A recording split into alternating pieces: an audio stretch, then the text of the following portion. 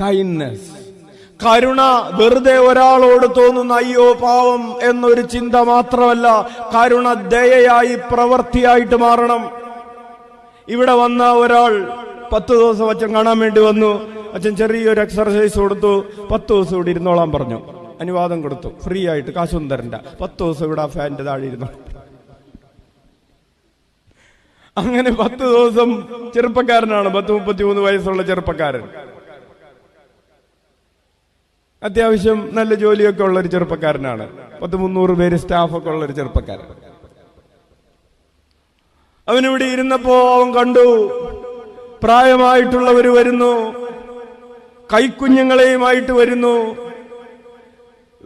ഇവിടെ ഒരു തണുത്ത വെള്ളമല്ലാതെ മറ്റൊന്നുമില്ല. അവൻ പറഞ്ഞു, അച്ഛാ നമുക്ക് ഇവിടെ വരുന്നവർക്ക് എന്തെങ്കിലും കൊടുക്കണം. അങ്ങനെയാണ് ആ മകൻ തന്നെ അവിടെ ചായ കുടിക്കാനും കാപ്പി കുടിക്കാനും ബിസ്ക്കറ്റും ഒക്കെ ആയിട്ട് അറേഞ്ച് ചെയ്ത് വെച്ചത്. കരമടിച്ച് കർത്താവിന് നന്ദി പറയാം. Hallelujah, hallelujah. പ്രിയപ്പെട്ടവരെ, കരുണ ദയയായിട്ട് മാറുകയാണ്. ക്രിസ്തുവിനെ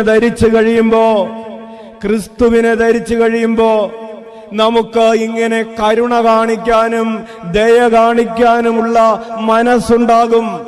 നിന്റെ കരുണയുടെ വസ്ത്രം എവിടെ? നിന്റെ ദയയുടെ വസ്ത്രം എവിടെ? അവരന് വേണ്ടി നീ പ്രദർശിപ്പിക്കുന്ന ദയയുടെ ക്വാളിറ്റി എന്താണ്? അവരുടെയും ഇവരുടെയും ക്വാളിറ്റി അല്ല. Not even the quality of saints. പത്രോസിന്റെയും പൗലോസിന്റെയും ക്വാളിറ്റി അല്ല നമ്മുടെ മാനദണ്ഡം. അമ്മ ത്രേസ്യയുടെയും കൊച്ചു ത്രേസ്യയുടെയും ക്വാളിറ്റി അല്ല നമ്മുടെ ദയയുടെ മാനദണ്ഡം.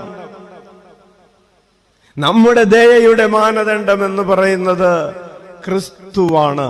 നിന്റെ ഹൃദയത്തിലുള്ള കരുണയും നിന്റെ ഹൃദയത്തിലുള്ള കരുതലും ദയയും ക്രിസ്തുവിന്റെ ക്വാളിറ്റിയുമായിട്ട് കമ്പയർ ചെയ്യണം. എന്നിട്ട് പറയണം, ഇപ്പോൾ ഞാൻ ഓക്കെയാണ്. എന്റെ കരുണ ക്രിസ്തുവിന്റെ കരുണ പോലെ ആയിരിക്കുന്ന സമയത്ത് നമുക്ക് പറയാം ഞാൻ ഓക്കെയാണെന്ന്. അതുവരെ നമ്മൾ ഓക്കെയാണെന്ന് പറയാൻ പറ്റില്ല.